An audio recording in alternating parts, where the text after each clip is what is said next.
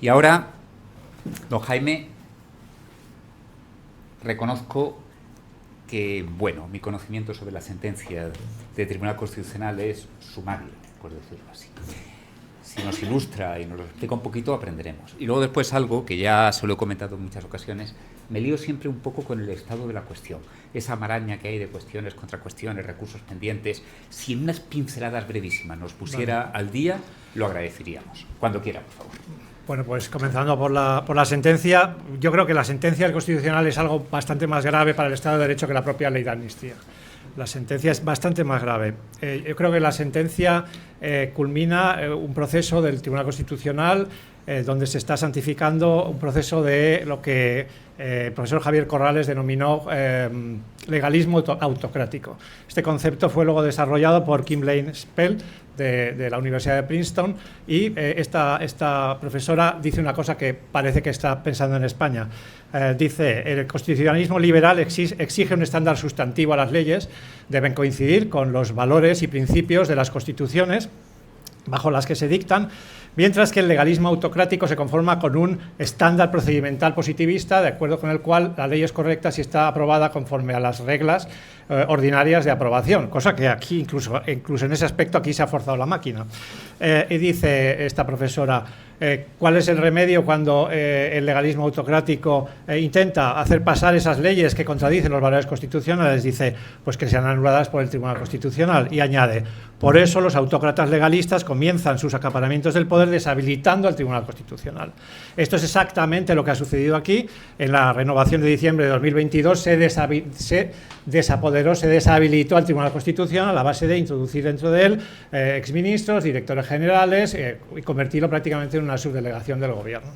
Entonces, la ley de amnistía culmina un proceso de santificación del legalismo autocrático, donde basta con que la ley haya sido aprobada conforme a los principios procedimentales básicos para que pueda pasar.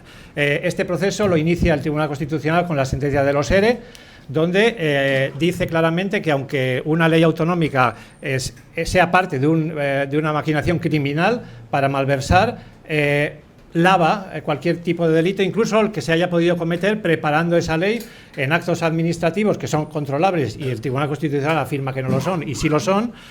Yo mismo he dictado sentencias sobre actos de este tipo, tergiversa la realidad, actúa como tribunal de apelación y termina reconociendo una capacidad omnímoda al legislador autonómico, en este caso, para enfrentarse a una ley orgánica que es el Código Penal y superarla, de tal manera que atribuye a las palabras mismas del legislador un poder taumatúrgico de creación de la realidad normativa e incluso fáctica. Se niega a analizar el contexto en que una ley se dicta, contradiciendo, por cierto, sentencias anteriores del propio Tribunal Constitucional, contradiciendo la doctrina del Tribunal Europeo de Derechos Humanos en el asunto Merabishvili, donde habla del propósito ulterior del legislador que se puede analizar, contradiciéndolo todo esto. La siguiente fase, el siguiente paso en este proceso es un recurso aparentemente inocuo contra una ley de sanidad de Galicia, donde en un obiter dicta, aprovechando que el Pisuerga pasa por Valladolid, decide enmendar la doctrina sobre el estado de alarma. Por cierto, ponencia de esta sentencia por uno de los ministros que declaró los estados de alarma. Bien, entonces aquí el Tribunal Constitucional había dicho en cuanto a los estados de alarma que el estado de alarma permite limitar derechos pero no suspenderlos. Y añade el Tribunal, aunque le llamen limitación, es suspensión si se anula completamente o casi completamente su contenido. El venerable principio de que las cosas son lo que son y no lo que la ley o las partes dicen que son.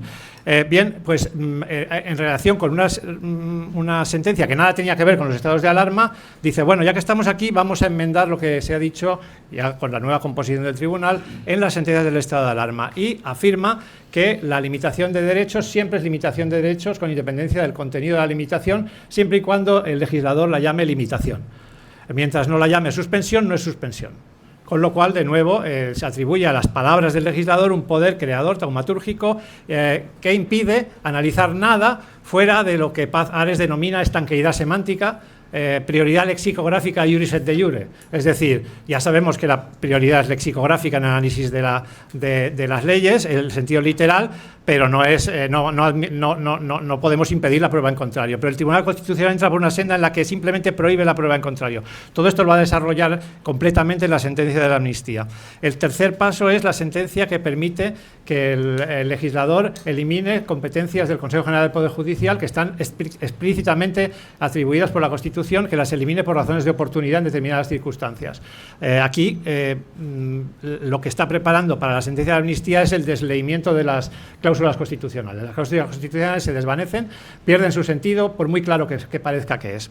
La consumación viene con la ley de la amnistía, la ley 137/2025. Sin entrar en el proceso escabroso de elaboración de la sentencia, Ramón Trillo dijo que se ha optado por no deliberar cuando la deliberación es lo único que da sentido a la potestad que tienen los órganos colegiados. Pedro Cruz Villalón, expresidente del Tribunal Constitucional, también lo denunció, la ausencia de deliberación. Va a estar en los votos para ver cómo se fraguó la sentencia, pero dejando esto de lado, dejando de lado también el hecho de que no se planteara una cuestión prejudicial, cuando el propio presidente del Tribunal Constitucional había dicho pocos meses antes que el Tribunal Constitucional tiene que entablar un diálogo con Europa. Bien, no se plantea la cuestión prejudicial, no se espera que se resuelvan las cuestiones prejudiciales. Aparte de todo esto, lo que hace la sentencia es un proceso de jibarización completa de las cláusulas constitucionales que podían contradecir la amnistía, que son cláusulas evidentes, manifiestas, patentes. Es algo que todo el mundo ve que la amnistía es inconstitucional.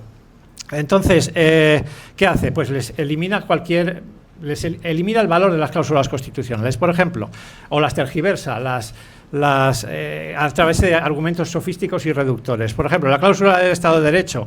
La cláusula del Estado de Derecho la limita a la separación de poderes, pero el Estado de Derecho no es solo la separación de poderes, el Estado de Derecho es la sujeción del poder al derecho, es la integralidad singular de las normas. Todo eso es el Estado de Derecho y mucho más en la jurisprudencia del Tribunal de Justicia de la Unión Europea. Se abstiene de ello, se limita a hablar de la separación de poderes. La autoamnistía la limita al 102 de la Constitución, que es la amnistía o el derecho de gracia con los miembros del Gobierno. Como no son del Gobierno, ya tanto da, pero esto no es lo que deriva de un análisis verdaderamente finalístico de las cosas, ni de la jurisprudencia del Tribunal de Justicia de la Unión Europea. El concepto de ley singular. Evidentemente la amnistía es una ley singular. Amnistiar no es legislar. Amnistiar no es legislar, es otra cosa. Podrá o no podrá hacerla el legislador, pero no es legislar. De tal manera que limita el análisis de la ley singular a un supuesto de ley singular cuando existen otros supuestos de ley singular, o limita al supuesto de la ley singular que sustituye al Poder Ejecutivo en la aplicación de una medida administrativa, pero están las leyes autoaplicativas. Hay otros tipos de leyes singulares que no analiza. ¿Por qué? Porque si la analizara tendría que entrar de verdad en el problema de la arbitrariedad de la decisión. Y no quiere entrar. La prohibición de los indultos generales, que hasta un niño se da cuenta de que si se prohíben los indultos generales tiene que estar prohibida la amnistía. ¿Qué es lo que dice? Dice, no, es que no es lo mismo, porque los indultos los hace el Gobierno y la amnistía los hace el legislador. Bueno, ya es raro que sepa que la amnistía la hace el legislador cuando la amnistía no está en la Constitución. ¿Por qué es el legislador el que la tiene que hacer? Pero bueno, y no hay una diferencia cuantitativa, sino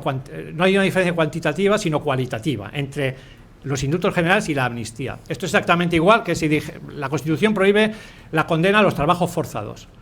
Entonces dijera, bueno, si se prohíbe la condena a los trabajos forzados, también se prohíbe la esclavitud. No, porque no hay una diferencia cuantitativa, sino cualitativa, y los trabajos forzados los impone un juez y la esclavitud la pone una ley. El argumento es lamentable. El principio de igualdad. Lo más lamentable de todo. ¿Qué exige el Tribunal Constitucional para poder excepcionar el principio de igualdad? Que se dé un razonamiento inteligible y que el fin que se dé para salvar la vulneración del principio de igualdad sea un fin constitucionalmente válido. Por ejemplo, pacificar Cataluña. Volvemos a lo mismo. Muy bien, que se apruebe la esclavitud. La esclavitud no está prohibida por la Constitución. Basta que el legislador dé una explicación inteligible, por ejemplo, pues la situación económica hace que determinados puestos de trabajo no se cubren, pues bueno, pues por ejemplo los ecuatorianos que se les declara esclavos. Con la argumentación del tribunal, no, yo lo digo personalmente, no veo ninguna diferencia entre pasar la amnistía y pasar la esclavitud, porque se puede decir exactamente lo que dijo el Tribunal Constitucional, se da una razón inteligible, por ejemplo, que la situación económica es mala y qué tal, y se declara un objetivo constitucionalmente válido, que es reactivar la economía. Con esto es suficiente para declarar que los ecuatorianos pueden ser esclavizados. Son razonamientos puramente formales, circulares, que no nos llevan a ningún sitio y que se agotan completamente en sí mismos. Y con la interdicción de la arbitrariedad llegamos a lo que se ha comentado también aquí. El Tribunal Constitucional lo que dice básicamente es lo siguiente: solo puedo atender a las razones que me da el legislador. ¿Pero por qué? ¿Por qué? Porque esto, verdaderamente, el propio Tribunal Constitucional ha analizado razones que no son las que están en la exposición de motivos y que en realidad explican una ley. El Tribunal Europeo de Derechos Humanos también lo ha hecho, el Tribunal de Justicia también lo ha hecho. Y es obvio que tiene que hacerlo, porque si no es imposible controlar la arbitrariedad. Y el artículo 9.3 de la Constitución dice que está prohibida la arbitrariedad de los poderes públicos, lo cual incluye al legislador. Con lo cual, ¿qué es lo que hace el Tribunal Constitucional? El Tribunal Constitucional dice que no es que diga que el argumento del legislador no es falsable, porque en la propia sentencia se llega a admitir que es por un pacto de investidura, así es que lo llega a decir. Si es que lo llega a decir el Constitucional. No dice que no sea falsable, es falsable, pero prohíbe la falsación. Simplemente. Es falsable, pero prohíbo que se false. ¿Por qué? Porque solo puedo atender a lo que ha dicho el legislador. Esto es un ejercicio onanista completamente, que no nos lleva a ningún sitio y que, es una abdicación completa de las funciones que tiene que cumplir el Tribunal Constitucional. A esto le llama que es un análisis jurídico, porque lo otro sería un análisis político. O sea, confunde análisis jurídico con análisis de estanqueidad literal absoluta, que tendrá que ver, anda, que lo jurídico no nos lleva mucho más lejos que la literalidad de las normas. Faltaría más, si no harían falta ni jueces ni harían falta nada. Entonces, reconoce un poder taumatúrgico del legislador para borrar el contexto, para perfilar las instituciones, para redibujar la realidad con una especie de realismo mágico que es lamentable. Y al final, ¿qué es lo que hace el Tribunal Constitucional? Pues lo de Groucho Marx. ¿A quién va a creer usted? ¿A mí o a sus propios ojos? Pues no, yo sigo creyendo a mis propios ojos. No le creo al Tribunal Constitucional porque no tiene razón. Después de la sentencia del Constitucional ha seguido con la sentencia del nombramiento de fiscal de menores de la Fiscalía General del Estado, donde ya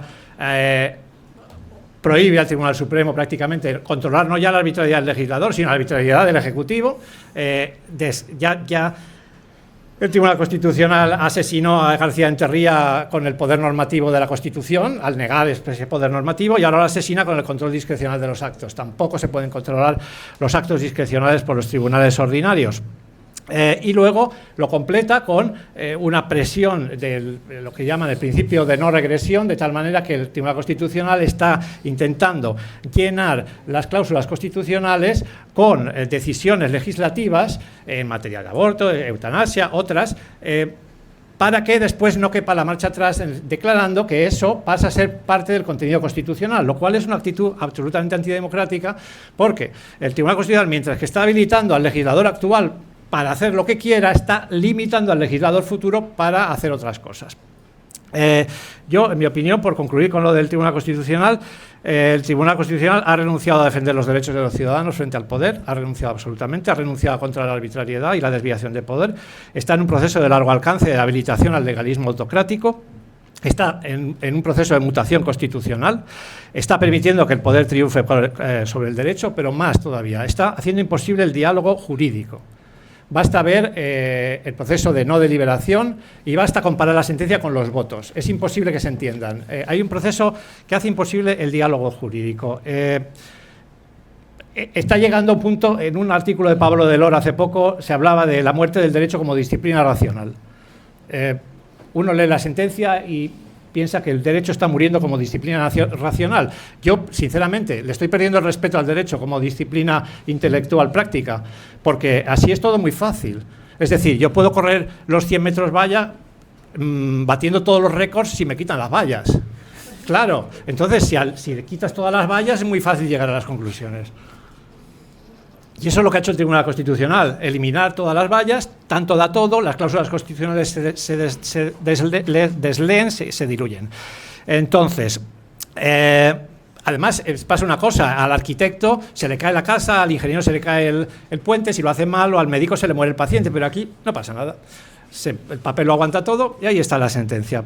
El Tribunal Constitucional, tengamos claro que no ha limitado los derechos de los particulares, fundamentalmente el principio de igualdad, en un ejercicio de ponderación con otros derechos, sino que los ha limitado para darle al legislador, para que el legislador se dé un capricho de cortísimo alcance que ha destruido las bases del derecho español público, y que ha abierto una puerta para futuros gobiernos que ya nadie le puede decir que no amnistía a quien le dé la gana, declarando cualquier finalidad aparentemente válida con otras finalidades espurias, porque no hay nada más espurio que esta amnistía. No hay nada más obvio, más evidente y más claro. Con lo cual, en el futuro se podrá hacer, si se sigue esa doctrina del Tribunal Constitucional, lo que se quiera y amnistiar a quien se quiera. De tal manera, y todo esto causa una enorme melancolía, porque da la impresión de que el primer momento que ha venido una persona que ha querido forzar los límites del derecho, lo ha conseguido sin demasiado esfuerzo. Es decir, hasta ahora no se había hecho ni se habían forzado, no porque no se pudiera, sino porque no se quiso. Y desde luego ya sabemos que el Tribunal Constitucional no va a ser el pelotón spengleriano de soldados que separe la civilización de la barbarie. El Constitucional no lo va a ser. Y voy a terminar citando el artículo 16 de la Declaración de Derechos del Hombre y del Ciudadano de 1789, que dice que una sociedad en la que no están garantizados los derechos y la separación de poderes no tiene constitución. Bueno, luego, lo que has dicho de cómo está la situación. Bueno, también hay que decir, el Tribunal de Justicia, ya veremos lo que pasa, también veremos cómo están planteadas las cuestiones prejudiciales, porque yo creo que las cuestiones prejudiciales exigían una exposición clarísima de elementos fácticos para demostrar cuál era la finalidad real, elementos fácticos notorios, es decir, menciones a intervenciones parlamentarias, nada de artículos de prensa, no, parlamentarias, el no dejar tramitar la primera ley de amnistía que se intentó, una serie de cosas públicas y notorias que había que exponer claramente al Tribunal de Justicia para que las sepa, porque el Tribunal de Justicia está lejos y a lo mejor no las sabe todas. Entonces, algunas de las cuestiones, para mí, echo de menos esa exposición fáctica para que el Tribunal de Justicia vea blanco sobre negro cuál era la finalidad de la ley. Bien, me habías dicho cómo está la situación de la amnistía. Bueno, vamos a ver, sí, tengo aquí unos datos. Alerta Solidaria, que es una institución catalana favorable a la amnistía, entiende que había 345 personas a las que se podría aplicar la ley de amnistía. A 181 de ellas se les ha concedido ya, muchas de las cuales 150 son policías. Al final es algo un poco chistoso, ¿no? Pero bien. No se ha llegado a instar, por la razón que sea, en 25 casos no se ha resuelto aún, porque se han planteado cuestiones o porque no se han resuelto. Que yo sepa, vamos a ver, el Tribunal Superior de Cataluña aplicó la amnistía y está amnistiado a Miquel Buch por pagos a la escorta de Puigdemont con dinero público. Por tanto, el Tribunal Superior de Cataluña no solo aplicó la ley sin plantear cuestiones, sino que no aplicó la doctrina del Tribunal Supremo sobre la malversación. El fiscal de Cataluña quiso recurrirlo y desde la Fiscalía General del Estado se le prohibió el recurso, con lo cual esto es firme. Sin embargo, la propia sala, el mismo Tribunal Superior de Justicia de Cataluña, no sé muy bien por qué, después sí planteó cuestiones de inconstitucionalidad y europeas en relación con Josep María Llobet y Luis Salvador, en casos de desobediencia y prevaricación. Desobediencia y prevaricación, cuestión de inconstitucionalidad y cuestión europea en la malversación. El Tribunal Supremo planteó cuestión de inconstitucionalidad respecto de Marta Rovira por desobediencia, la que a nivel constitucional ya sabemos que desestimadas. La causa por terrorismo contra Puigdemont se archivó por retraso de un día en la prórroga de la instrucción. Hay una causa abierta contra varios CDR en la Audiencia Nacional que tiene planteada cuestión prejudicial europea ante el Tribunal de Justicia. Hay una causa por la organización del referéndum contra 30 altos cargos que ha estado viajando desde el Juzgado de Instrucción 13 de Barcelona a la Audiencia Provincial, que se nos va a archivarla hasta que se investigara más, entiendo, sobre si hay fondos europeos afectados, que es una de las cosas que el abogado general le dicen, bueno, es que en 2 meses no se puede averiguar si hay fondos europeos o no, porque hay 2 meses para aplicar la amnistía. Y es una de estas salidas de la que dice, bueno, es que ha dicho el gobierno español que esos 2 meses son indicativos. El primer plazo procesal que plazo procesal. Pero bueno, ¿qué pasa? Esto autoriza a que se siga investigando si decides, ¿no? Y cuando se tenía que solucionar en 2 meses. Indicativo, esto nos da el nivel del trabajo general. Bueno, no digo que sea un nivel en este dictamen. O por ejemplo, cuando en lo del terrorismo, cuando ya no dice, bueno, pero no es una inaplicación de la directiva de terrorismo, sino una excepción singular. Bueno, y entonces, y luego está el caso de Subdemón, pues no por terrorismo, que ya hemos dicho los archivos, sino por la malversación, que sigue en el Tribunal Supremo, porque el Tribunal Supremo ha dicho que la ley de amnistía no es aplicable a ese caso. Esto, yo no sé si termino, o sea, estoy alargando un poco, pero es que esto tiene guasa. La ley de amnistía originalmente decía que la amnistía era la malversación. ¿Sí? No decía nada más, con lo cual la amnistía la queda. Pero en una de las enmiendas se metió, siempre que no había habido enriquecimiento personal. Entonces yo cuando vi eso, yo publiqué un artículo que se titulaba ¿está el PSOE engañando a Junts o está Junts engañando a su parroquia cuando dice que va a haber amnistía? Porque con esto que han metido ya no va a haber amnistía para la malversación. ¿Por qué? Porque el Tribunal Supremo llega diciendo de toda la vida que si tú el dinero público lo destinas, aunque sea a Médicos Sin Fronteras, tú primero te lo has apropiado para destinar a Médicos Sin Fronteras. Entonces, si tú lo has destinado a unas urnas para un referéndum, sí, primero te lo has pasado por tu patrimonio y luego lo has gastado en eso, con lo cual siempre hay. Y esa es la interpretación que ha hecho el Tribunal Supremo, que se ha hecho toda la vida. Entonces, como sí que hay enriquecimiento personal, pues dice, pues no, si yo la amnistía la cojo, la voy a aplicar, pero no es aplicable en este caso. Esa decisión está recurrida en amparo en el Tribunal Constitucional, que sin ninguna duda va a estimar el recurso, porque el Tribunal Constitucional, cuando interesa, se convierte en un tribunal de apelación ordinario, analizando la legalidad ordinaria y analizando lo que tenga que analizar este Tribunal Constitucional. Entonces, esto será revocado sin ninguna duda. Cuando lo revoque, volverá al Tribunal Supremo. Y entonces el Tribunal Supremo, si el Tribunal Europeo todavía no ha fallado sobre la ley de amnistía, podrá a su vez plantear si le dirá, bueno, pues la tengo que aplicar, pues venga, se la voy a aplicar, pero ahora yo creo que es contra el derecho europeo, podrá plantear una cuestión perjudicial. Pero si ya se ha resuelto, que será lo probable que ya se haya resuelto, todavía podría plantear una cuestión perjudicial al estilo de la de Sevilla. Es decir, yo creo que este es un delito. Tengo que hacer caso a una interpretación de la legalidad ordinaria que hace un Tribunal Constitucional que no es Poder Judicial, cuando esto puede afectar a la corrupción, bla, bla, bla, bla. Y entonces, si lo plantea, otra vez quedará suspendido y Puigdemont seguirá sin poder venir. Con lo cual, si el Tribunal Supremo va por ahí, a Puigdemont le pueden quedar todavía años para poder venir, aunque le dé la razón el Tribunal Constitucional.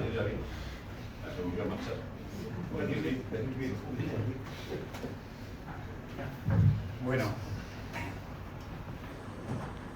sin palabras.